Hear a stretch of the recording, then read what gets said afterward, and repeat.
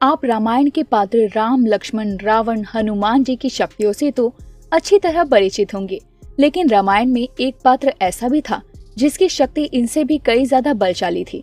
वो इतना शक्तिशाली था कि खुद श्री कृष्ण ने उनसे 28 दिन तक युद्ध किया। हम बात कर रहे हैं महाबली जामवंत के बारे में। तो मित्रों, आज हमारे इस वीडियो में हम आपको महाबली जामवंत के बारे में कुछ ऐसे रहस्य बताने जा रहे हैं जिनके बारे में जानकर आप भी शॉक हो जाएंगे कि ये इतने बलशाली थे। तो जानने के लिए बने रहिए वीडियो के अंत तक। श्री कृष्ण जब संयातक मणि लेने वन में जाते हैं तो उनका युद्ध महाबली जामवंत से होता है। यह युद्ध 28 दिनों तक चला था। जब जामवंत युद्ध में हारने लगे तब उन्होंने अपने आराध्य देव श्री राम को पुकारा। उनकी पुकार सुनकर श्री कृष्ण को श्री राम के रूप में आना पड़ा। जामवंत इतने बलशाली थे कि भगवान को भी उनसे 28 दिन तक युद्ध करना पड़ा था। जामवंत रामायण के सबसे प्रमुख पात्रों में से एक हैं। हालांकि उनकी गिनती सप्त चिरंजीवियों में नहीं की जाती, किंतु वे भी एक चिरंजीवी ही थे जिन्होंने द्वापर युग में निर्वाण लिया। उनकी आयु अन्य संतों चिरंजीवियों से अधिक मानी जाती है। उनके जन्म के विषय में भी अलग अलग कथाएं प्रचलित है। एक कथा के अनुसार जब ब्रह्मा जी तप में लीन थे, उन्हें जमाई आ गई और उससे ही प्रथम ऋक्ष का जन्म हुआ। उनकी जमाई से जन्म लेने के कारण उनका नाम जामवंत पड़ा। विष्णु पुराण के अनुसार जब ब्रह्मा जी से मधु और कैटब नामक दैत्यों ने जन्म लिया तो उस समय ब्रह्मा जी के पसीने से जामवंत का जन्म हुआ।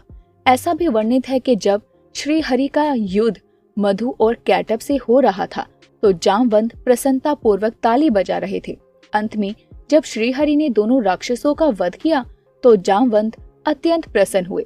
रामायण में कई स्थानों पर इन्हें वानर भी कहा गया है। जामवंत की आयु बहुत लंबी थी।